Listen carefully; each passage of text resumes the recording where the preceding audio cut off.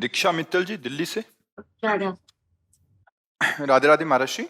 महाराज जी, इस संचित कर्म के काल चक्र में हमारे पहले जन्म का स्वरूप और आधार क्या है?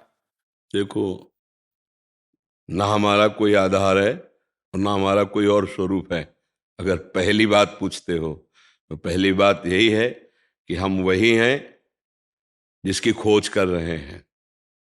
हम अपने को भूल करके हर बार अपने को देह मानकर ऐसे जाल अपने आप फैलाते चले गए कि उसी में फंस गए। जैसे मकड़ी खुद जाल बनाती है अपने अंदर से उगल करके और उसी में खेलती है और उसी में समाप्त हो जाती है, ऐसे ही हम वासनाओं का जाल खुद रच लिए और उसी वासनाओं के जाल में फंस करके नए नए नए नए कर्म, नए नए योनियां, नया नया स्वभाव रचकर हम फंसे। हमें कोई नहीं बांधे, हम कोई और नहीं है, हम वही हैं जो है, वही है, दूसरा नहीं है। ये केवल 1 करोड़ घड़े रख दिए जाएं तो 1 करोड़ सूर्य नहीं उसमें सूर्य का प्रतिबिंब दिखाई दे रहा है। सूर्य एक ही है। 1 करोड़ घड़े नष्ट हो जाएं तो सूर्य पर कोई फर्क नहीं पड़ता, वो प्रतिबिंब केवल नष्ट होते हैं। ये घड़े हैं, इनमें जो पावर है वो एकमात्र परमात्मा तत्व है। हाँ, उसे भक्ति रस में भेद करके वर्णन किया गया, जीव कहा गया क्योंकि देह भाव में आ गया, अंश कहा गया क्योंकि परमात्मा स्वरूप को भूल गया। और जब जान गया तो देखो, गोस्वामी जी बड़ी प्रवीणता से लिखते हैं, सोई जान ही जेहि देहु जनाई, जानत तुम ही हुए जाई, ब्रह्मविद ब्रह्म ही भवति तस्मित जने भेदा अभावत। भक्त और भगवान के बीच का भेद अभाव हो जाता है। क्यों? वही तत्व है, वही तत्व है, एक ही परम तत्व बहुत रूपों में वो संकल्प काम कर रहा है। एको हम बहुश्यामा। हाँ, नाम स्त्री है न पुरुष है। अब ये बात जानने के लिए बिना साधन चतुष्टय के, बिना साधना के कोई अनुभव नहीं कर सकता। केवल बातों से हम इस प्रपंच से नहीं छूट सकते। ये देह भाव इतना दृढ़ हो चुका है जन्म जन्मांतर से कि हम बात करते हैं लेकिन हमें भाव है कि मैं पुरुष हूं। बात करते हैं लेकिन मैं भाव है स्त्री हूं। तो देही भाव तो है ना, कैसे अपने स्वरूप को जान पाओगे? कई बार वर्णन किया है कि देखो, heater, fridge, cooler, AC, light, रेलगाड़ी और भी बहुत सी, लेकिन बिजली सब में एक है। वो यंत्रों के प्रभाव से अलग अलग दिखाई देती है, तो बिजली अलग नहीं हो गई। कहीं हीट पैदा कर रही, कहीं शीतलता पैदा करे, कहीं रफ्तार पैदा करे, कहीं पानी निकाल, बड़े काम उसके हो रहे हैं, लेकिन पहचानने वाला एक ही शब्द बोले गए, बिजली है, बिजली है। अगर वो पहचान नहीं जानता तो कहेगा कि बिजली तो ठंडा करती है फ्रिज में, ये हीटर में आग कैसे पैदा कर रही, बिजली कैसे हो सकती है? ऐसे ही एक ही बिजली है, धर्मात्मा और दुरात्मा। ये दो बाहरी करण हैं जिनके कारण क्रियाएं एक अनुकूल एक प्रतिकूल दिखाई दे रही, लेकिन उनमें जो समतुल परमात्मा तत्व है वो वही है। इन सब घड़ों में एक ही सूर्य चमक रहा है, दूसरा नहीं चमक रहा। जब खोजने चले, जब मिला तो खोजने वाला नहीं रहा। बस इतनी बात समझो, ये गूढ़ विषय परमार्थ। जब मैं था तब हरि नहीं, और अब अब हरी है, मैं नहीं। बस खत्म, खेलना। अब खेलो, अब उसी को सखा मान के खेलो, उसी को गुरु मान के खेलो, उसी को पिता मान के खेलो, उसी को स्वामी मान के खेलो, जो चाहो अब खेलो। उसी खेल में आ गए, सच्चिदानंद वपु सच्चिदानंद खेल। अब कोई परेशानी नहीं। क्या है, प्रकृति के खेल को अपना मानकर प्रकृति के खेल में खेल रहे, इसलिए लगता है कहां मैं वो हो सकता हूं। अच्छा लगता है ना, जैसे गांव में एक कील ऐसे उठाई जाए और ऐसे फेंकी जाए तो गिर जाएगी ना। कहा जाए जिस धातु का एक कील है, ऐसे ही एक मकान जैसा बनता है हवाई जहाज, और वो हवा में उड़ता है। मानेगा कोई? कील उड़ा के दिखाओ अगर, कैसे समझ में आएगा? जब वो देखेगा और विज्ञान को समझेगा तब समझेगा कि ऐसे नहीं, इसमें काफी आदमी बैठते हैं, साथ में एक पूरी सवारी सवारी बैठती जैसे बस में, और वो हवा में उड़ता है। आप विचार करके देखो, ऐसे लगेगा कि एक जीव जो मलिन आचरण कर रहा है वो भगवत स्वरूप कैसे हो सकता है? कैसे हो सकता है? भगवान तो सूर्य, चंद्र, आकाश, पृथ्वी, जल, ये सब पैदा करने वाले, भला वो कैसे हो सकता है? वो वही है। इस घड़े के भेद के कारण तुम नहीं समझ पा रहे, ये घड़े का भेदन करो तो अभी तुम्हें पता चल जाएगा कि चिनगारी जो ज्वाला से अलग हुई है तो उसका अस्तित्व चिनगारी है, लेकिन फूस और हवा साथ मिल जाए तो अभी ज्वाला रूप धारण कर ले, वो चिनगारी ज्वाला ही है। उस चिनगारी को चिनगारी मत समझो, ज्वाला ही है, बस अनुकूल वायु मिले। ऐसे ही जो आप हैं वही आप हैं, जो आप हैं वही आप हैं। ज्ञान ना होने के कारण अज्ञान की धरा में हम अपने को बांटे हुए भेद में, मैं स्त्री मैं पुरुष, ये अच्छा ये बुरा, इसी का नाम अविद्या है, माया है। और जब ज्ञान प्राप्त हो जाता है या भगवत प्रेम प्राप्त हो जाता है तो इष्ट के सिवा, आराध्य देव के सिवा कुछ नहीं बचता, मैं भी नहीं बचता। भक्ति में ब्रह्म नहीं, माया नहीं, नहीं जीव नहीं काल, अपनी स्तुति ना रही, एक रहे नंदलाल, एक आराध्य देव। ज्ञान में अन्य सब खो गया, मैं केवल बचा। अहम ब्रह्मा, शुद्ध ब्रह्म मैं, वो अनुभव में ये केवल माया शब्द निकलता है, अहम माया शब्द है, वो मैं केवल है। अभी बड़ा गूढ़ विषय, नाम जप करो, अच्छे आचरण करो, सत्संग सुनो, अपने परिवार को भगवत स्वरूप मानकर उनकी सेवा करो जैसा धर्म पूर्वक है, तो आप अपने आप जब हृदय पवित्र होगा तो अनुभव में आने लगेगा मैं कौन हूं, मेरा कर्तव्य क्या है। पहले भजन करो, भजन के बिना समझ में नहीं आएगा।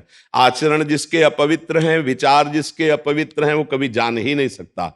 जिसका आचरण पवित्र है, जिसके विचार अहम शून्य है और खूब नाम जप कर रहा है, वो अध्यात्म की बात को समझ सकता है। अब ये कोई ऐसी खाने पीने वाली चीज तो है नहीं प्रकट में कोई उदाहरण देकर पवा दी जाए। अनुभव गम में भजे जे संता, तत्व का अनुभव करने के लिए पहले साधन भजन किया, बड़े बड़े महात्मा जन जैसे कर रहे हैं। ऐसा नहीं कि गृहस्थी में नहीं हो सकता है, उसका सिद्धांत अलग है। धर्म पूर्वक विषय का सेवन करते हुए परिवार को भगवत स्वरूप, समाज को भगवत स्वरूप मानते हुए अपने कर्तव्य का धर्म पूर्वक आचरण करे और नाम जप करे तो निश्चित भगवत प्राप्ति। चाहे वो कहीं भी हो, कोई भी हो, पुरुष नपुंसक नारीवा जीव चराचर कोई, सर्व भाव भज कपट तज मोह परम प्रीसो, वो भगवत प्राप्त हो जाएगा। समझ में आ रहा है जी? जी। पौराणिक श्लोक है महाराज जी के घर। एक सुनाना चाहते हैं? एक ही श्लोक है तो सुनाए। तो पहली बार ये जब सुना था, हटा के जीवन में जब पहली बार सुना था जी, तो उस श्लोक से ही तो आनंद हो गया था जीवन। सुनाइए, सुना दीजिए। सकल भुवन मध्य निर्धनास्ते धन्या, निवसति हृदय शाम श्री हरेर भक्ति रेखा। हरिरपि निज लोकम सर्वथा तो विहाय, प्रविशति हृदय तेषाम भक्ति सूत्रोपनद्धा। बस ये वाणी सार्थक हो गई महाराज जी। सब सार इसी में आ गया, सब सार इसी में आ गया। वो सतरति सतरति सा लोकांतारयति, देखो भगवान उसके हृदय में प्रकाशित हो जाते हैं। जो नाम जापक है, जो भक्ति महारानी को अपने हृदय में प्रकाशित कर लेता है गुरु प्रताप से, तो स्वयं भगवान वहाँ विराजमान हो जाते हैं। आचार्य कृपा, गुरु कृपा से ही प्रेम प्राप्त होता है प्रभु का, और प्रेम मिल गया तो भगवान का नाम प्रेमाधीन है, वो हृदय में प्रकाशित हो जाते हैं। जी महर्षि जी, आप ही का प्रश्न है, भागवताचार्य आनंद देव उपाध्याय जी, क्या परमार्थ और व्यवहार एक हो सकते हैं? कैसे कोई जब तक साधक का परमार्थ और व्यवहार एक नहीं होगा तब तक साधना परिपक्व हो ही नहीं सकती है। समझे? परमार्थ का स्वरूप ही यही है, सर्वत्र परम वस्तु को देखना। प्रकृति के देखने वाले ये नेत्र हैं, ये परमार्थ वस्तु को नहीं देख सकते। इसमें स्त्री दिखाई देगा, पुरुष दिखाई देगा, अच्छा दिखाई देगा, बुरा दिखाई देगा, इसमें उत्तम अधमता ये दिखाई देगा, क्योंकि प्राकृतिक चक्षुओं से प्रकृति को ही देखा जाता है। जब हम परमार्थ मार्ग में चलते हैं तो गुरु कृपा से यदि भक्ति मार्ग का उपासक है तो हृदय चक्षु खुलते हैं, प्रेम नेत्र, वो सर्वत्र देखता है अपने प्रिया प्रीतम को। चिद चिद लक्षणम सर्वम राधा कृष्ण एवं जगत। जो ज्ञान मार्ग का उपासक होता है उसके बुद्धि में चक्षु प्रकाशित होते हैं, जो ज्ञान चक्षु कहे जाते हैं, तब वो देखता है सर्वम खलमिदम ब्रह्म ने नानास्ति। एकमात्र परमात्म तत्व के सिवा दूसरा नहीं है, तो हमारा व्यवहार वैसे ही होना चाहिए। सबके सुख प्रदान करने का व्यवहार, सबको धर्म पूर्वक मर्यादा में रह करके, अगर दंड भी देना है तो भी वो पूजा है, और उसका सम्मान करना है तो भी पूजा है। हमारा व्यवहार परमार्थ हो गया तो भगवत प्राप्ति दूर नहीं है। हमारा अगर व्यवहार और परमार्थ में भेद रखा गया तब तक वो अभेद स्थिति नहीं आएगी। जिसका व्यवहार परमार्थ स्वरूप हो गया वही महात्मा है, वही साधक है, चाहे वो पैंट शर्ट में हो, चाहे वो भगवत वेश में हो। भगवान अर्जुन जी को कर्तव्य पर जोर दे रहे हैं। महामुनिस्मर युद्ध च, युद्ध करते हुए मेरा स्मरण सतत तुम्हारा चलेगा तो तुम विजयी हो, तुम हमारे परम भागवत हो और तुम हमको प्राप्त कर लोगे, क्योंकि सतत स्मृति ही भगवत प्राप्ति है। अनन्य चेता सततम यो माम स्मृति नित्यसः तस्याहम सुलभा पार्थ, मैं उसके लिए सुलभ हो जाता हूं। व्यवहार में जब हम व्यक्ति देखते हैं तब सुख भोगने की लालसा जागृत होती है। उस व्यक्ति से, उस वस्तु से, उस स्थान से, उस पद से मैं सुख भोगूं, यही उसका बंधन है और यहीं से उसका पतन प्रारंभ होता है। परमार्थ में तत्व दृष्टि होती है। जो मुझे सामने व्यक्ति है, जो पद है, जो कर्तव्य है, ये केवल सुख देना है और वो कर्तव्य हमारे इष्ट को समर्पित है और वो समर्पण भगवत प्राप्ति है। तब तत्सुख भावना जागृत होती है। राष्ट्र को कैसे सुख मिले, हमारी समाज को कैसे सुख मिले, हमारे पद का सदुपयोग है समाज को सुख देना। कोई भी पद हो, हम सब पदवान ही हैं।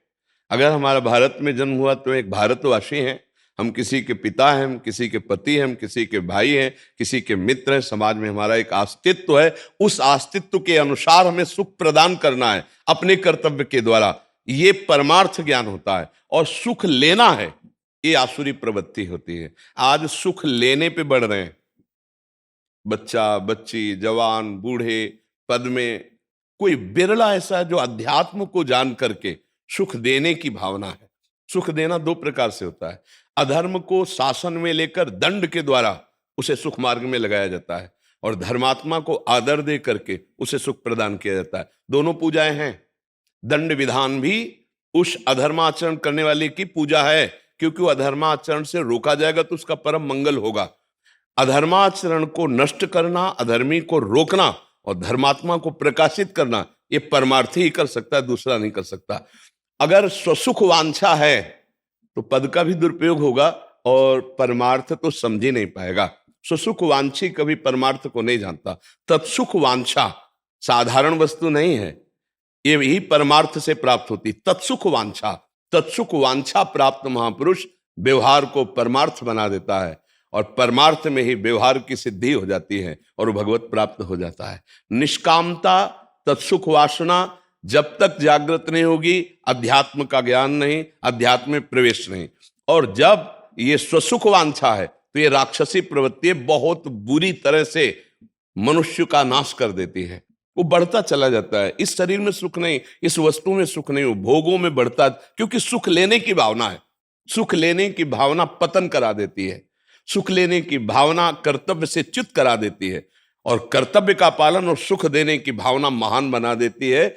ये परमार्थी में ही आएगा, स्वार्थी में नहीं आएगा। और स्वार्थी चाहे जहां हो, जब तक पुण्य है तब तक प्रकाशित है, फिर ऐसा भ्रष्ट होगा, ऐसा गिरेगा कि वो समाज लायक नहीं रहेगा। चाहे जिस पद में बैठा हो, चाहे जो हो, चाहे विरक्त महात्मा हो, चाहे गृहस्थ हो, चाहे पदाधिकारी हो, जब स्वार्थ के वशीभूत होकर कर्तव्य को भूल करके कोई चेष्टा करेगा, वो स्वसुख वांछा आसुरी प्रवृत्ति में ले जाकर उसको गर्त में डाल देगी। और जब हम तत्सुख भावना से चलेंगे तो हम अकेले राष्ट्र की सेवा कर सकते हैं। अगर हमने अपना सुधार किया तो हमारे परमाणु, हमारे वचन आपका सुधार करेंगे, आपका सुधार उनको सुधारेगा। सतरत सतरत सा लोकांतार्यत, इस क्रम से पूरा हमारा राष्ट्र, पूरा विश्व सुखी हो सकता है। हम लोग चाहते क्या है कि हम जो मन में आवे सो आचरण करें, सो सुखवांछा का, लेकिन दूसरे महात्मा बन जाएं, दूसरे सुधर जाएं।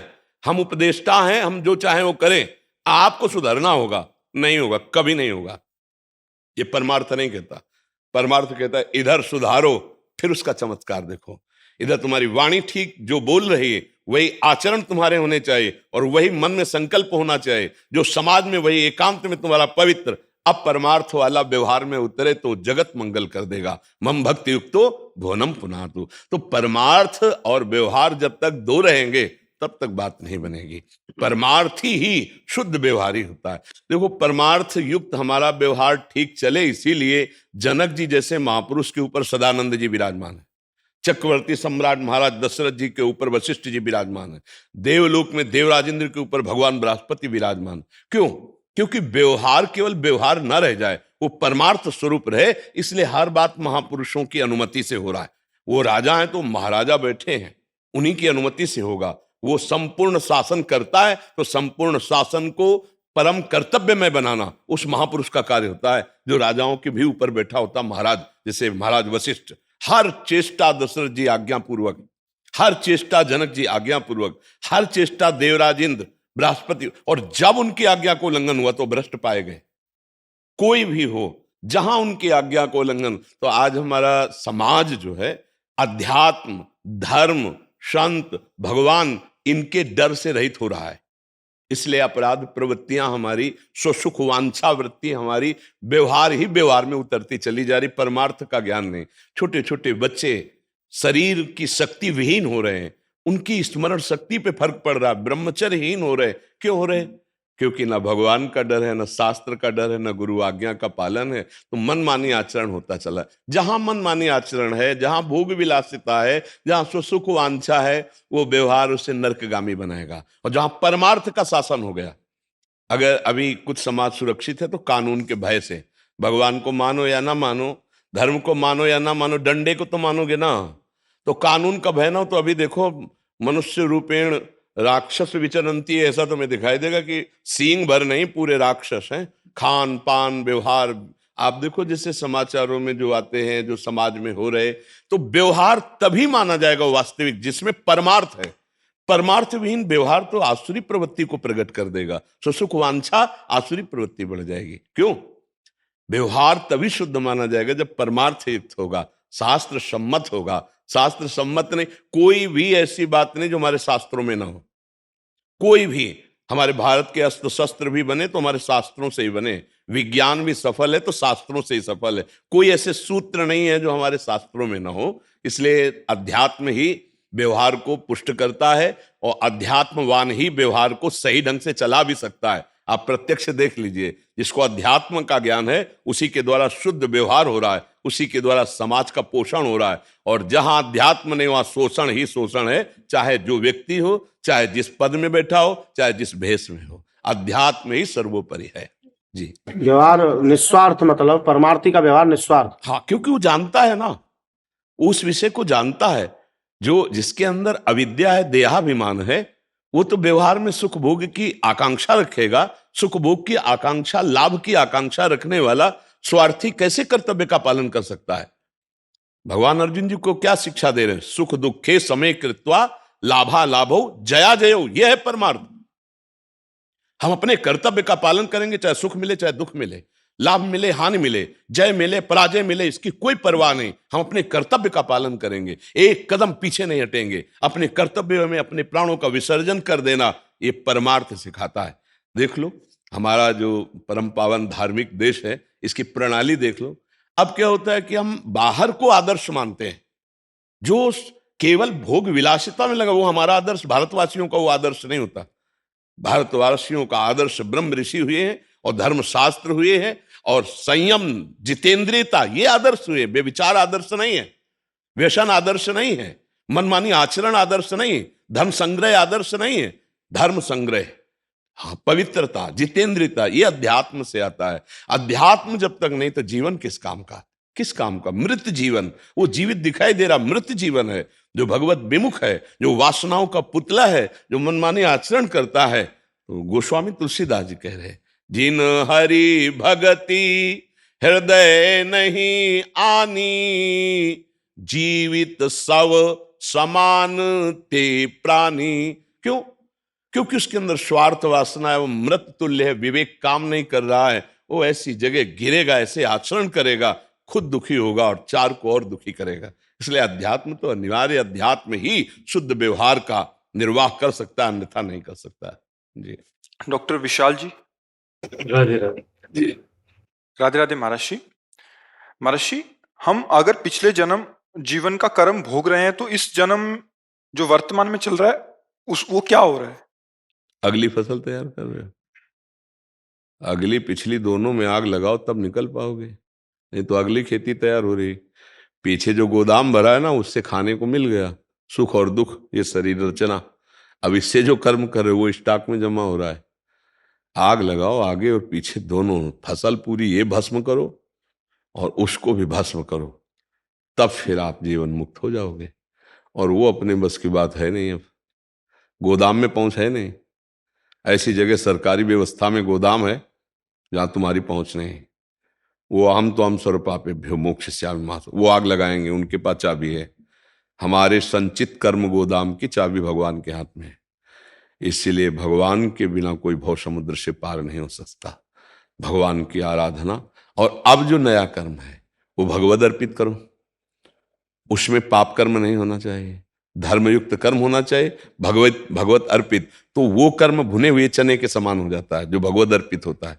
जैसे भुने हुए चने को आप खेत में डालो, कभी अंकुरण नहीं हो सकता, चाहे जितना खाद पानी लगाओ। तो ये जो नए कर्म बने, ये निष्प्रभावित हो गए हमें बांधने के लिए, वो भगवान को समर्पित हो गए। पुराने जो संचित कर्म है भगवान की शरणागति और नाम जप के प्रभाव से भस्म हो गए। जो इस शरीर की रचना हुई, इसमें सुख दुख आजीवन के लिए जो है उसको हम भोग लेते हैं। बड़े बड़े संतों को भोगना पड़ता है, नहीं तो भजन बल से उसको मिटा दे, है ऐसी सामर्थ्य। लेकिन भगवान के विधान को मानकर, जैसे पता है कि हम ऐसा कर सकते हैं पर कानून नहीं है, तो जो कानून को जानता है वो फिर नहीं, वो जानता है मैं ऐसा कर सकता हूं, पर वो जानता है सरकारी कानून के विरुद्ध हो जाएगा, ऐसा नहीं करेंगे। ऐसे बड़े बड़े परमहंस महापुरुष, जैसे रामकृष्ण परमहंस जी के गले में कैंसर था, वो मिटा सकते हैं, भजन बल से मिटा सकते हैं, बिल्कुल मिटा सकते हैं, पर वो भगवान के कानून को नहीं। इस शरीर को बनाते समय कानून में है कि इतने वर्ष में इतना भोगना है, तो स्वीकार है, दंड स्वीकार है। जैसे कानून जिसने बनाया है, माना उसी ने बनाया है, लेकिन अगर कानून के अंतर्गत वो भी अपराध कर देता है तो उसको जानबूझ के सजा स्वीकार करनी पड़ेगी, अपने कानून रक्षा के लिए करनी पड़ेगी कि नहीं। जिसने कानून बनाया है अगर वही कानून के विरुद्ध आचरण कर दे तो उसे जानबूझकर सजा स्वीकार करनी पड़ेगी कि कानून तो मैंने ही बनाया पर विरुद्ध आचरण कर दिया तो उसका सजा, क्योंकि फिर अन्य प्रमाण नहीं माना जाएगा। तो ऐसे ही भगवान को प्राप्त महापुरुष भगवान के विधान कानून को सहते हैं। बड़े बड़े संतों में देखा गया कि बड़ा तेज है, बड़ा प्रताप है, लेकिन उनको अमुक कष्ट है, तो क्या वो मिटा नहीं सकते? दूसरों के कष्ट मिटाने की बात करते और अपने नहीं मिटा सकते? बोले मिटा सकते हैं। तो क्यों नहीं मिटाया? बोले भागवतिक कानून की रक्षा कर रहे हैं, भागवतिक कानून की रक्षा कर रहे हैं कि जो विधान भगवान ने बना दिया, प्रभु आज्ञा अपेल श्रुति गाई, उसको सह रहे हैं। नहीं, मंत्र में भजन में इतनी ताकत है कि जो चाहे वो कर सकते हैं। पर इसी बात का तो राक्षस लोग दुरुपयोग उठाए। भक्त और राक्षस में क्या अंतर?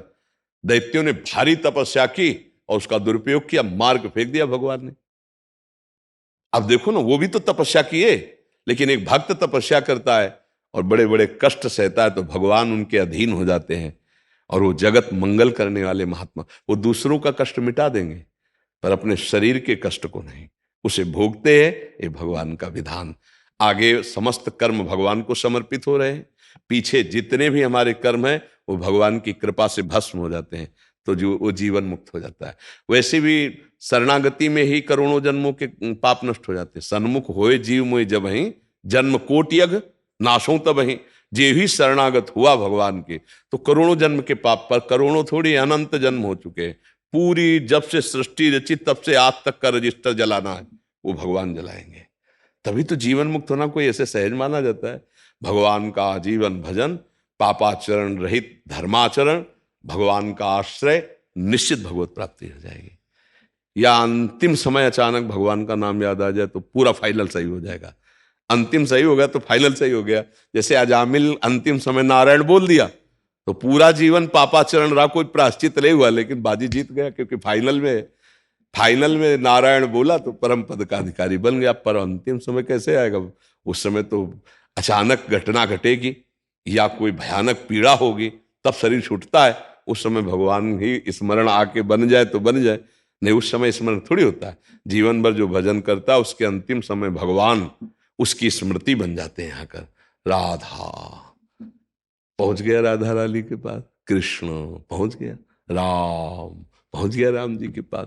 ये भगवान देते हैं। जीवन भर भजन किया है, अब अंतिम समय सिद्धांत है जो आपकी स्मृति वही, जैसे भरत जी अंतिम मृग का स्मरण किया तो हिरन बन गए। भजन का फल कि भगवान अंतिम समय हमारी याद में आ जाए, वो भगवान देते हैं। इसलिए जीवन भर पाप से डरा जाता है, धर्म से चला जाता है, नाम जप किया जाता है, शरीर के कष्टों को भोग लिया जाता है। भजन के बल से पूर्व संचित पाप भस्म, आगे के कर्म निष्फल, प्रारब्ध भोग लिया, जीवन मुक्त होकर भगवान को प्राप्त हो गया। समझ पा रहे हैं आप? धनंजय जी मुंबई से। राधे राधे। राधे राधे महर्षि, आपके चरणों में कोटि कोटि प्रणाम। गुरुदेव, आत्मज्ञान, मोक्ष और भगवत प्राप्ति में क्या अंतर है? जब हम आत्मज्ञान प्राप्त करते हैं तभी मोक्ष होता है। मोक्ष का मतलब ही होता है कि जो बंधन नहीं था उससे मैंने बंधन मान लिया था, बंधन छूट गया, उसे मुक्त अवस्था कहते हैं। हमारा आत्म स्वरूप मुक्त था, मुक्त है, मुक्त रहेगा। भ्रम से हमने अपने को शरीर मान लिया, जैसे शरीर, भ्रम से हमने अपने को अंतःकरण जानते हो, मन बुद्धि चित्त अहंकार, अंतःकरण मान लिया। भ्रम से हमने कारण शरीर, जिसे स्वभाव कहते हैं, हमने अपना स्वरूप मान लिया। इसी को साधना के द्वारा, आत्मज्ञान के द्वारा इसको हम हटाते हैं, अपनापन हटाते हैं। शरीर से जब अपनापन हटाते हैं, हृदय से, अंतःकरण से जब अपनापन हटाते हैं, स्वभाव से जब अपनापन हटाते हैं, ये बहुत कठिन बात है, बहुत जन्मों से लगे, तो बोध हो जाता है। जैसे शांत निर्मल जल के नीचे क्या मुझे दिखाई दे देगा? निर्मल हो और शांत हो। हलचल हो रही और गंदा है तो नीचे क्या नहीं दिखाई देगा? ऐसे ही जब हमारा हृदय निर्मल होता है और शांत होता है तो स्वरूप का जहां से प्रकाश आ रहा है वो मैं ही हूं, वहां हमारी स्थिति हो जाती है। तो उसे कहते हैं आत्मबोध हो जाना। आत्म माने अपना, कोई और नहीं है। जहां बोध हुआ तो मुक्त हो गया। मुक्त हो गया कहा जाता है, वो मुक्त पहले से था। जड़ चेतन ग्रंथि पड़ गई और यद्यपि मृषा छूटत कठिनाई। बहुत बड़ी बात है। जड़ चेतन में ग्रंथि पड़ गई, बोले झूठी बात, पढ़ ही नहीं सकती, तो बोले छूटत कठिनाई। यद्यपि फंसा नहीं है पर इतनी जोर का बंधन है कि हम हट नहीं सकते। शीशा में देखो तो मैं लगता है, ये नहीं लगता कि शरीर देख रहा हूं, ऐसा लगता है मैं अपने को देख रहा हूं। चाहे जितनी ज्ञान की बातें करे, नहीं, अगर चोट लगेगी तो उपेक्षा नहीं होगी कि शरीर को लगी है, मेरे को लगी है। अपमान होगा तो मेरे को, सम्मान हुआ तो मेरा। इसी से आत्मज्ञानी ऊपर उठ जाता है। द्वंद्वैर विमुक्ता सुख दुख संगई, मान अपमान निंदा स्तुति, सुख दुख लाभ हानि जय पराजय में समान भाव। अपने स्वरूप का ज्ञान, उसके लिए साधना है। गुरु की शरण में होकर साधन चतुष्टय के द्वारा जब साधना की जाती है, नित्यानित्य वस्तु का विवेक, नित्य क्या है, अनित्य क्या है, और इस लोक से लेकर ब्रह्मलोक तक के भोगों का वैराग्य, शम, चित्त का शांत होकर लक्ष्य पे लग जाना, दम, इंद्रिय मन को अंतर्मुख कर लेना, उपरति किसी भोग की किंचन मात्र उपस्थिति पे मन चलायमान न होना, तितिक्षा गर्मी सर्दी भूख प्यास काम क्रोध लोभ मोह मद मत्सर सबको सह गया, कहीं विचलित नहीं हुआ, उसे कहते तितिक्षा। उपरति तितिक्षा श्रद्धा, गुरु के वचनों पे, शास्त्र वचनों पे पूर्ण विश्वास और समाधान। अब परमात्मा प्राप्ति के सिवा कोई दूसरा लक्ष्य नहीं। तब वो आत्मज्ञानी, वो आत्मबोध को प्राप्त होता है। ये हुआ मोक्ष मार्ग। और भगवत प्राप्ति अपने लाडले प्रभु साकार, राम रूप, कृष्ण रूप, इन रूपों में नाम जप करते हुए, इनका चिंतन करते हुए, इनकी आराधना करते हुए इनको प्राप्त हो जाना, इसे भगवत प्राप्ति कहते हैं, उसे मोक्ष कहते हैं। समझ पा रहे हैं आप जी? गुरुजी बस एक बात बता दीजिए, दिनचर्या में क्या चीज मिस नहीं होनी चाहिए? नाम जप नहीं छूटना चाहिए, बस सार बात है। उठते बैठते चलते फिरते खाते पीते जो नाम भगवान का प्रिय हो वो नाम जप कीजिए। और जो दिनचर्या हो, देखो सेवक की कभी भी कहीं भी सेवा हो सकती है, उसके लिए दिनचर्या प्रधान नहीं होती है, उसके लिए राष्ट्र सेवा प्रधान होती है। अब आपका नाम स्मरण चल रहा हो, जिस समय जहां जैसी परिस्थिति आवे जहां जैसी परिस्थिति आवे उसका निर्वाह करो, क्योंकि उस समय राष्ट्र सेवा प्रदान है जो आपकी सेवा मिली हुई है। और उसके लिए क्या खान, क्या पान, क्या स्नान, इसका कोई महत्व नहीं। नाम स्मरण करते हुए राष्ट्र सेवा की प्रधानता, यही आपकी पूजा होगी, यही दिनचर्या। दिनचर्या देखी जाती है उनकी जो आराम, अब जब रिटायर हो जाए ना और फिर कोई तो दिनचर्या दे। अभी क्या, अभी तो जो आदेश हुआ, जिस समय आदेश हुआ वही दिनचर्या है। अब वहां स्नान थोड़ी देख रहा है कि 2 दिन से स्नान नहीं हुए, या मान लो कहीं युद्ध में लगा दिया जाए तो अब क्या भोजन मिल रहा है ये नहीं देखना। चुपचाप आंख मूंदी प्रेत में डाला और हम अपने राष्ट्र की सुरक्षा में लगे, जो जहां सेवा में। हाँ, इतना जरूर है कि नाम स्मरण करते रहें, क्योंकि पता नहीं कब कौन सी श्वास हमारी आखिरी हो, तो उठते बैठते और नाम के लिए कोई पवित्रता या स्नान आदि का कोई विधान नहीं। आप जैसी भी परिस्थिति में हो नाम स्मरण कर सकते हो। तो इसीलिए हम सबको कहते हैं कि नाम स्मरण की सबसे बड़ी दिनचर्या आप लोगों की है कि जब जितना नाम स्मरण कर सके बस। और क्योंकि दिनचर्या के लिए फिर जो विधान है वो आप में लागू नहीं हो सकते हैं। महाराज जी क्या नाम जप करें महाराज? अब हम तो राधा आशिक है, हम तो राधा राधा जपते वृंदावन, हमारा तो गूंज ही है राधा राधा राधा राधा राधा। शिव शिव शिव शिव निकलता रहता है। हाँ, तो बढ़िया निकला। इससे हम कहते हैं देखो मेरे प्रभु एक हैं और उनके नाम अनंत हैं और सब सामर्थ्यशाली हैं, पर प्यार जब गुरुजी देते ना उससे होता है। जैसे हमें गुरुजी ने दिया नाम तो हमारा जीवन है राधा, हमारा प्राण है राधा नाम, हमारा सर्वस्व है राधा नाम। तुम शिव कितना जपते हुए तो तुम जानो, लेकिन हमारा जीवन ही शिव में था। काशी में सन्यासी शिव में एकदम उन्होंने ये दिया है। तो अब हमारा हृदय, हमारा जीवन अगर पूछोगे, वैसे जैसे कोई पूछता है कि नाम जब, तो राम कृष्ण हरि शिव जो नाम प्रिय हो सो जब, नहीं आप बताओ। तो जब हमारी पसंद की, तो हमें जो मीठा पसंद है बोलेंगे। राधा नाम सुधा रसम दसी तुम जिह्वास्तु में विह्वला, मेरी जबान तो हर समय राधा राधा राधा रा। जागृत स्वप्न सुसुप्ति स्फुरत में राधा पदाब्जत छटा। जग रहे हैं या सो रहे हैं, किसी भी स्थिति में राधा राधा राधा राधा। जो नाम प्रिय हो वो नाम पकड़ लो, क्योंकि मन को अच्छा लगता है जिसमें प्रियता होती है। अमनो आपको जो नाम प्रिय है उसके विपरीत अगर, तो उसको खींचना पड़ेगा, और जो प्रिय है वो स्वाभाविक चलेगा। अच्छा, तो मेरे ही प्रभु के नाम है तो अंतर का है नहीं, तो इसलिए जो नाम प्रिय हो खूब नाम जप कीजिएगा। राधा राधा। उपासना का स्वरूप यही है, जीवन की सार्थकता। हरिवंश नाम बिसरे न छिन, श्री हरिवंश सहाय भल। कलिकाल है, इसमें जितेंद्री होना, तपस्वी होना, याज्ञिक होना, ध्यानी होना, ज्ञानी होना बड़ा मुश्किल है। सच्चाई का इसमें नाम जप करके ही जीवन का परम मंगल किया जा सकता है। इसलिए उठते बैठते चलते फिरते किसी भी स्थिति में हो, राधा वल्लभ श्री हरिवंश, राधा वल्लभ श्री हरिवंश, राधा राधा राधा। राधा नाम सुधा रसम रसी तुम जिह्वास्तु में विह्वला, विकल होकर राधा राधा राधा राधा, परम मंगल हो जाएगा। अगर नाम जब चलने लगे तो जान लो कि प्रभु प्राप्त हो गए। नाम ही प्रभु है, प्रभु से भी अपार सामर्थ्य नाम में विराजमान है। जैसे प्रभु हृदय में सबके हैं, पर सब दुखी हैं, सब परेशान हैं, सब आवागमन युक्त हैं, लेकिन हृदय में नाम जग जाए तो आवागमन मुक्त हो जाए, दुखों का जड़ से नाश हो जाए। इसलिए श्री हरिवंश चंद्र शुभ नाम, सब सुख सिंधु प्रेम रस धाम, और जाम घटी बिसरे नहीं। एक क्षण यदि नाम न बिसरे तो जीवन सार्थक हो जाए। और अगर समय मिले तो चतुरासी जी का पाठ कर ले। अगर एक बार 24 घंटा में चतुरासी जी पूरी पाठ कर लिए तो 84 लाख योनियों में नहीं जाओगे।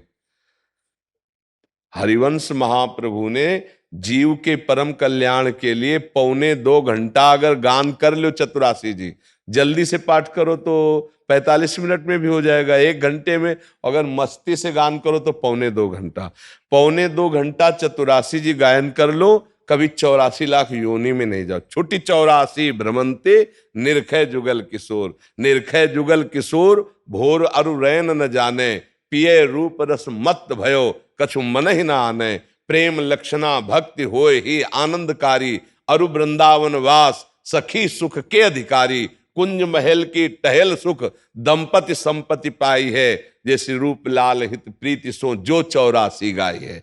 अगर चतुरासी जी का 84 जी का गायन हो जाए और नाम जप हो तो सिद्ध हो जाओगे, आनंदमय हो जाओगे, चिंता शोक दुख मृत्यु इससे नहीं डरोगे।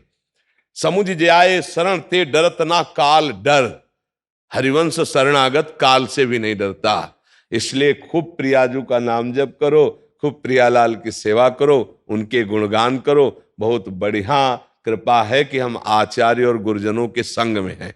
अगर महत्पुरुषों का संग ना हो तो हमें माया बहा के न जाने कहाँ खड़ी कर दे।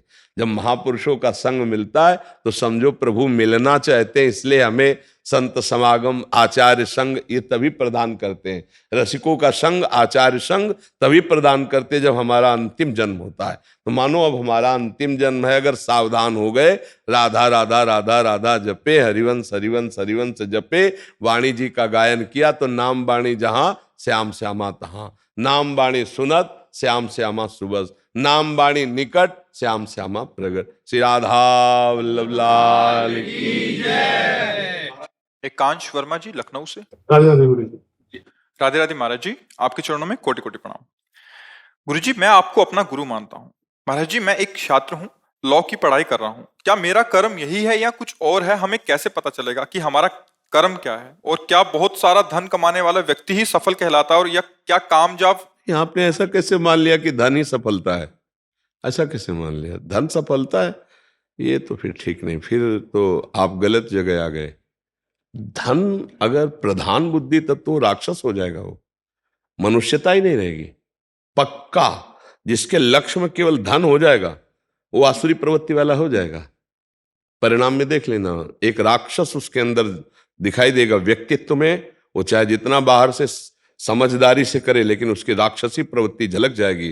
वो एक असुर होगा जो केवल प्राणों का पोषण, सुख की लालसा, केवल धन की लालसा, वो राक्षस। कोई भी हो, कहीं भी हो, उसके अंदर एक राक्षस पैदा हो जाए।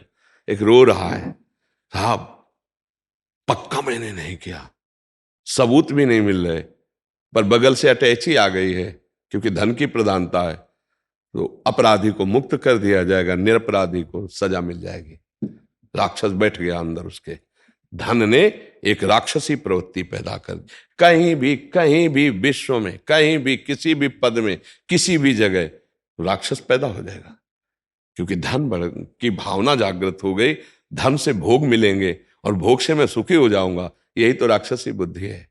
भाई ये बात दिमाग में नहीं रखना है कि धन से सुख मिलता है। कर्तव्य और धर्म का पालन करने वाले का सम्मान होता है। अगर जहां धन का सम्मान होता है तो वो वही लोग हैं जो एक बुद्धि जिनकी मिल रही है। नहीं, धनी का सम्मान नहीं होता। धन की प्रधानता यानी धर्म की प्रधानता, तो अपने आप सुख सुविधाएं उसके चरणों में लौटती हैं जो धर्म से चलता है। क्या समझते हो? समुद्र कभी आवाहन करता है क्या नदियों का? इठलाती हुई दौड़ती हुई जाती तो क्या कभी उफान मार दे क्या? सब सूख जाए नदियां तो क्या समुद्र घट जाएगा क्या? ऐसे धर्मात्मा पुरुष होता है। धन की प्रधानता तो राक्षस बना देगी भैया, पक्का बना देगी। भाई भाई को मार डालता है धन की प्रधानता में। धन की प्रधानता में कितने कितने खतरनाक खेल हो रहे हैं, देख लीजिए। सारा खेल धन का है। धन में आप कुछ भी कर सकते हैं अगर धन लक्ष्य बन गया। धन लक्ष्य नहीं है। धर्म पूर्वक धन की प्राप्ति होनी चाहिए। धर्म पूर्वक सुख भोग करने की लालसा, वो मोक्ष पद की प्राप्ति कर। धर्म, फिर अर्थ, फिर काम और फिर मोक्ष। मोक्ष और धर्म के बीच में अर्थ और काम को रखा गया शास्त्र में। क्यों? धर्म पूर्वक अर्थ कमाओ और मोक्षाभिलाषी होकर धर्म पूर्वक भोगो तो तुम्हारी कामना तुम्हें बांधेगी नहीं। नहीं तो ऐसे तो सब बावरे हैं। धन के लिए तो सब बावरे हैं। कैसे मिले? बस जैसे मिले। फिर ये ठीक नहीं, फिर तो गलत जगह प्रश्न हो गया। धनवान को तुम सुखी समझते हो? क्या सुख तुम देखते हो? वो व्यभिचारी, वो नाना प्रकार के व्यसनों में फंसा हुआ, नाना प्रकार की शोक चिंता और धन की जलन में जल रहा है, तुम उसे सुखी कहते हो? तुमने कितने धनियों को देखा है चिंता, शोक, अशांति बिना भगवान के चरणों का आश्रय लिए नष्ट नहीं हो सकती। चाहे कुबेर जैसा धनवान हो तो भी शांति नहीं मिल सकती कभी भी, कदापि। किसी को ये भ्रम तो छोड़ दो कि धन हो जाएगा तुम सुखी हो जाओगे, तुम शांत हो जाओगे। नहीं नहीं नहीं, कदापि नहीं। हमें एक व्यक्ति दिखाना जो ये कह दे कि मुझे धन प्राप्त हुआ, मैं सुखी हो गया और शांत हो गया। ऐसा कभी नहीं हो सकता। तस्मात् शास्त्रम प्रमाणम तेम, शास्त्र प्रमाण के अंतर्गत की बात करें। महाराज ययाति का नाम सुना होगा, अगर ना सुना हो तो सुन लीजिए। उन्होंने अपनी जवानी भोगी, अपने बेटे की जवानी भोगी, और चक्रवर्ती सम्राट थे। शुक्राचार्य जी के वरदान से बेटे की जवानी ली, और फिर लिखा कि एक अजितेंद्री भगवद विमुख पुरुष, भगवद विमुख अजितेंद्री पुरुष को विश्व ब्रह्मांड की सब स्त्रियां, रुपया, पैसा, धन, संपत्ति जो भी सब मिल जाए तो भी वो कभी तृप्त नहीं हो सकता। ये महापुरुषों का अनुभव है। क्या जीवन में आप लोग भोग नहीं भोगे? क्या संसार में ही तो हैं? क्या धर्म ही से चल रहे हैं? अंदर से देखो अपना रजिस्टर तो आपको पता चलेगा। लेकिन आपकी स्थिति क्या आज शांत है कि हे नाथ अब कुछ नहीं चाहिए, मैं थक गया? आप देख लो, पूरा जीवन हो गया लेकिन वही अभिलाषा, वही अंदर की चाह भोगों की जो बचपन में उठी थी, आज तक वही है। ईमानदारी से देखो तो बचपन की तुम्हें याद होगी, आज की भी याद करके बीच से पूरा जोड़ लो। क्या नहीं भोगा, क्या नहीं देखा, क्या नहीं खाया, पर आज भी वही है। इसका मतलब जो मेरी मांग है वो गलत है।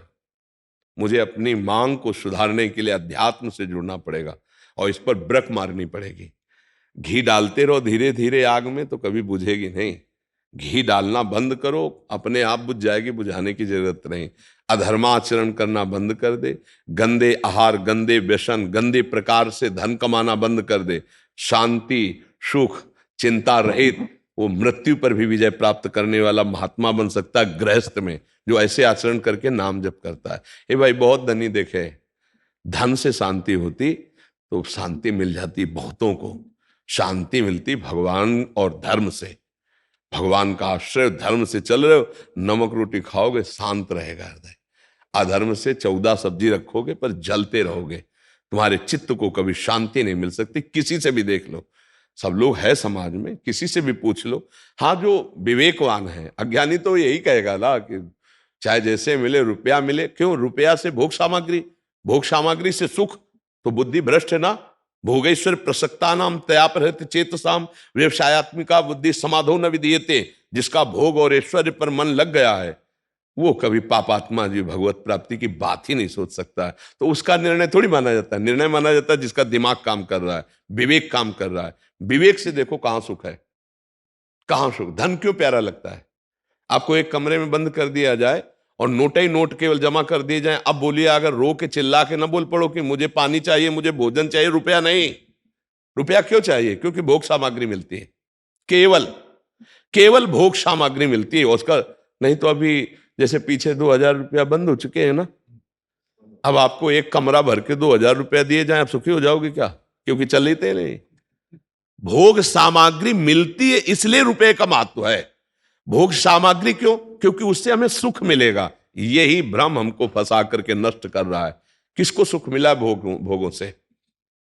सब आप लोग बैठे हो, गृहस्थ हो, आपको त्यागी तपस्वी थोड़ी कि आजीवन लंगोटी लगा के घूमते रहे तो आप क्या जानो भोगों में क्या सुख है। आप देख लो, वही हलचल मन में, वही चंचलता, वही मन भोगना चाहता है बार बार और खोजना चाहता है सुख, है सुख। इस शरीर में नहीं, इस शरीर में, इस भोग में नहीं, इस भोग। पकड़ो ना इसकी चाल को।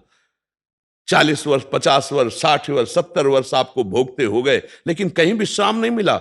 एक बार तो निकल जाता कि हे नाथ, जैसे केवट बोला प्रभु के चरणों को धोके, अब कछुनाथ न चाहे मोरे। ये बोलो, कोई बोले विश्व में तभी बोलेगा जब नाम जब चल रहा है, भगवान से जुड़ा है तो बोल सकता है। भोगों से जुड़ा हुआ वो नहीं बोल। धन का कोई महत्व नहीं। धन का महत्व है कि उससे भोग मिलते हैं। भोगों का इसलिए महत्व है कि हमें अज्ञान से ये पता चल गया, हमारी बुद्धि ने बता दिया कि भोग भोगने से सुख मिलता है। लेकिन किसको है सुख? सब भोग ही तो भोग रहे है किसको सुख? आप महात्माओं को क्यों नमस्कार करते हैं? कौन सी खास बात है? जो पांच भौतिक शरीर आपका वो उनका, जो आप भगवान के अंश हो उनके अंश। केवल इस बात के लिए नमस्कार करते हो कि मैं जहां फिसल गया भोगों में वहां तुम निकल गए। बस इसी बात के लिए संतों को नमस्कार करते हैं कि नहीं? संतों को प्रणाम क्यों करते भाई? इसी बात का तो कहीं ना कहीं तुम्हारे अंदर भोग त्याग का महत्व है कि नहीं है, तभी तो प्रणाम करते हो। नहीं, खास बात क्या है? अरे भाई, बड़ा अधिकारी होता तो सलूट मारी जाती है, लेकिन लेट के पूरा घुटने टेक के पूरा प्रणाम करने की जो पद्धति है वो किसी अधिकारी को नहीं है। क्यों लौट जाते हो? जहां हम फिसल गए वहां तुम पार हो गए। केवल खास बात एक है कि मैं संसार में फंस गया, तुम भगवान में आसक्त हो गए।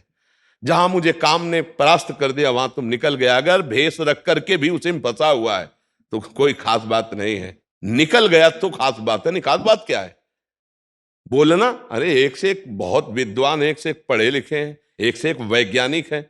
बुद्धि की प्रवीणता को हम थोड़ी नमस्कार करते हैं, हम आचरण को नमस्कार करते हैं। कि जहां काम ने, क्रोध ने, लोभ ने, मोह ने मुझे परास्त कर दिया वहां तुम निकल गए, इसलिए तुम्हारी जय। और वही सुनने आए हो आप कि अध्यात्म के द्वारा हम कैसे इन दुष्टों पर विजय प्राप्त करें जो अभी तक हमें गुलाम बनाए हुए हैं। चाहो या ना चाहो, अगर तुम यहां आए हो तो केवल इसी बात के लिए आए हो। संत समागम का मतलब क्या होता है? कि हम अपने दुर्गुण, दुराचार, दुर्विचारों पर विजय प्राप्त करें जो हमें अभी तक परास्त करते रहे। खास बात समझिए, अगर धन में महत्व बुद्धि रही तो भोग में महत्व बुद्धि है, भोग में महत्व बुद्धि है तो बुद्धि भ्रष्ट है। वो कहीं भी कुछ भी कर सकता है आदमी जिसकी भोग में महत्व बुद्धि है। यार मैं नहीं चाहता था पर जबरदस्ती मुझसे ऐसा लगता किसी ने करा दिया। वही भोग की चाह, जो नहीं होना चाहिए था वो कर्म जब बनता है तो खुद आदमी कहता है कि मैं दंड भोगना चाहता हूं। मैं चाहता नहीं था, पता नहीं कैसे हो गया। कोई भूत नहीं था, तुम्हारे अंदर भोग की चाह थी, उस चाह ने पाप कर्म करा दिया। नहीं, जबरदस्ती कोई कैसे करा सकता है? भोग की चाह, जहां हम जिसके चरण छूते हैं उन पर हमारी गलत दृष्टि हो जाएगी। भोग की चाह, इसी को मिटाने के लिए अध्यात्म है। धर्म पूर्वक भोग भोगो और उस चाह को रौंद दो, मिटा दो जो तुम्हें अधर्माचरण, पापाचरण कराती है। तो भगवत प्राप्ति इसी जन्म में हो जाएगी, इसी जन्म में परमानंद की। नहीं तो ठीक है, अभी ओपन नहीं हो रहा आपका कर्म, इसलिए आप सफल हो। पुण्य कर्म आपका काम दे रहा है। जब वो ओपन होगा तो मिट्टी में मिल जाओगे। आप देख लो, अपने भारत ही में देख लो, भारत में देख लो, हर उदाहरण आपको यहां मिलेगा। ऐसे चमके और ऐसे फ्यूज हो गए कर्म। हम कहते दीपक की तरह जलो, हाइलोजन की तरह ना चलो। दीपक की तरह जलो और जलते रहो बहुत काल तक तो सुखी रहोगे। हाइलोजन की तरह एकदम प्रकाशित हुए फ्यूज होकर के गिर गए, किस काम के? पापाचरण करने वाला कभी स्थायी प्रकाशित नहीं हो सकता।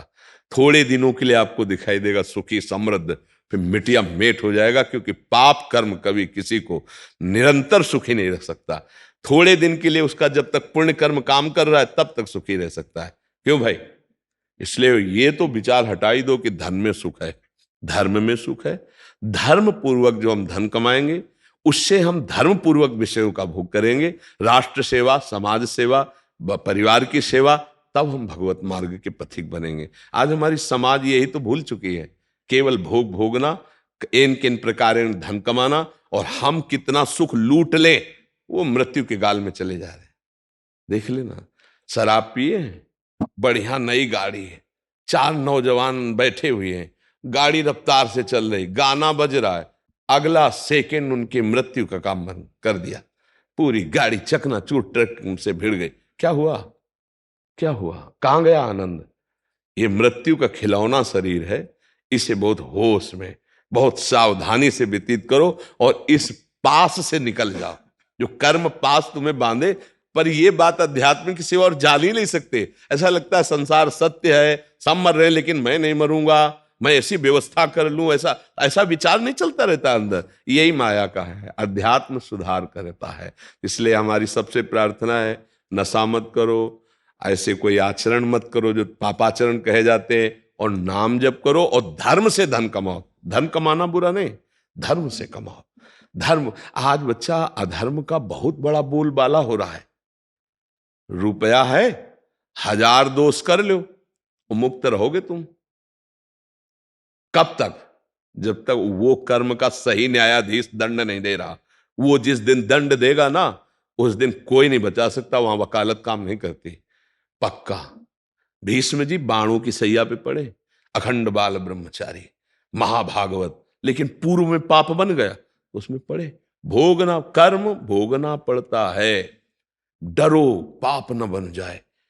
अब ये नया खेती जो हो रही है भगवान को अर्पित, भस्म हो गया, पुराना गोदाम भस्म हो गया। अब शरीर का प्रारब्ध हम भोग रहे हैं, राधे राधे, जीवन मुक्त हो गया, भगवान को प्राप्त हो गए। ये ये जीवन बहुत कीमती भैया। नाम जप करो तभी बुद्धि शुद्ध होगी, तभी समझ में आएगा। धन कमाओ लेकिन धर्म पूर्वक। अधर्म का तुम्हारे पास आया हुआ रुपया तुम्हारे परिवार को, तुमको नष्ट कर देगा, अशांत कर देगा, पागल बना देगा। पागल जानते हो, देखो शराब पिए, व्यभिचार किए, ड्रग्स नशा किए और माता पिता से ये सब पागलपन ही तो है। जिनके चरण छूना चाहिए उनको पीट रहे हैं, जिनको उस समय सेवा करनी चाहिए घर से निकालने। पागलपन नहीं, व्यसन बढ़ गया, गंदी बुद्धि बढ़ गई, अत्याचार बढ़ गया। कोई भी हो, कहीं भी हो, धर्म से चलो, धर्म से अर्थ कमाओ, नाम जप करो तो मनुष्य जीवन सुखी रहेगा और आगे भी सुखी रहोगे जी। राधा राधा राधा राधा राधा राधा राधा राधा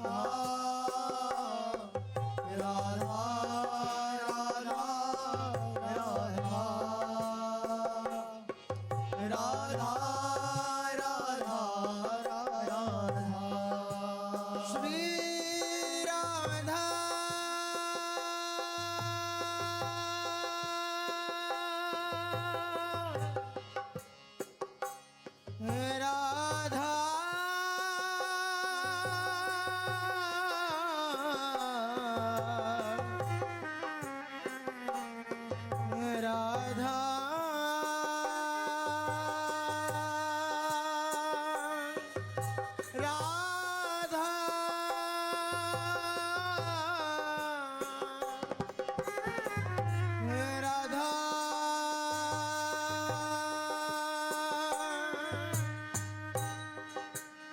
श्री